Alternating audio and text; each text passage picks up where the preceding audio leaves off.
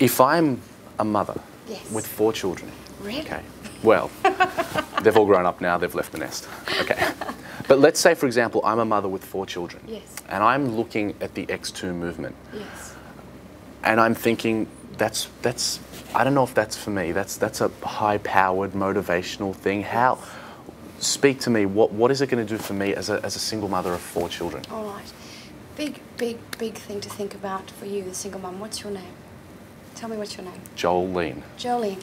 Jolene, your children are leaving home shortly, aren't they? You've told me they've grown up. Yeah. Big issues for you as an emotional, beautiful woman, because you've nurtured these 4 angels and now they're about to leave the nest.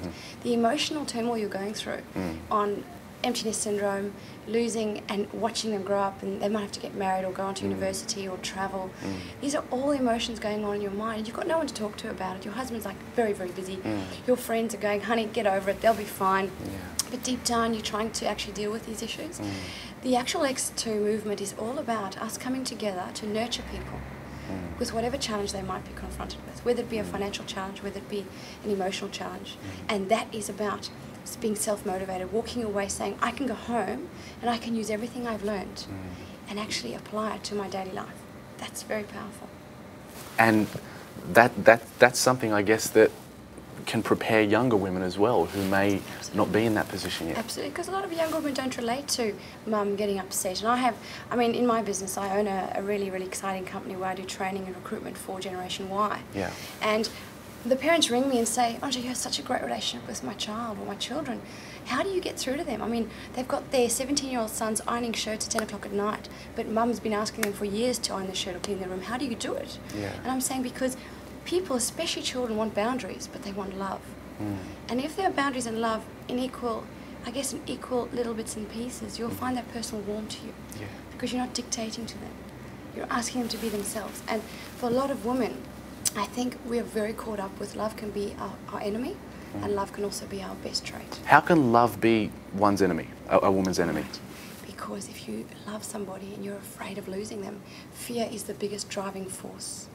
And if you're afraid to lose someone, the awareness behind that is you can never really lose anyone you love because they will never leave you. Yeah. So we have to teach that in our actual seminars, that if you love something, don't be afraid. You know, you love the saying, if you love something, let it go, let it come back to you. So love can be your enemy because you can actually stifle the person you care about the most. And that's what I'm seeing is happening in Generation Y.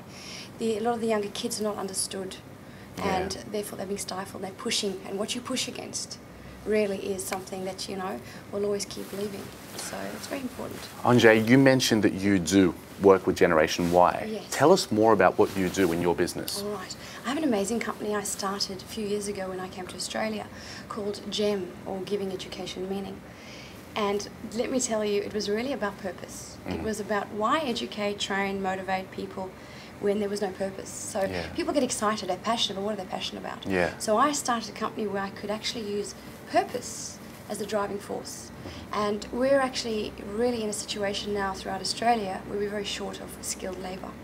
And I wanted to prove to myself firstly, but then to the country, that I could find dynamic, amazing staff with great attitude who were loyal purely because I was educating them and giving them meaning on purpose and explaining to them why you work for that hourly rate, why you work for that annual rate, where you're going with your life.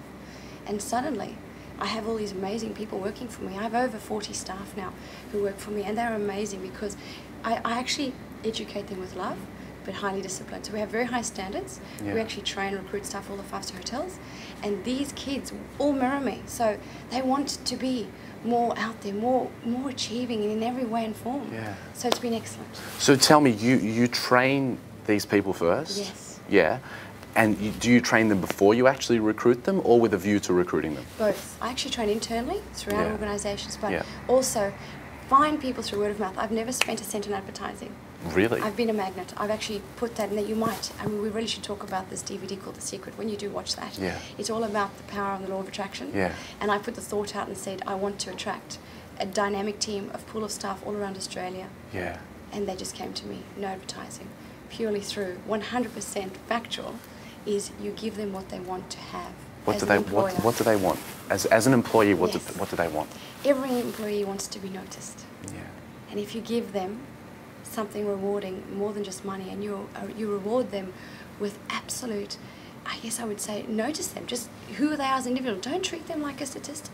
Yeah. They're not a number in your company.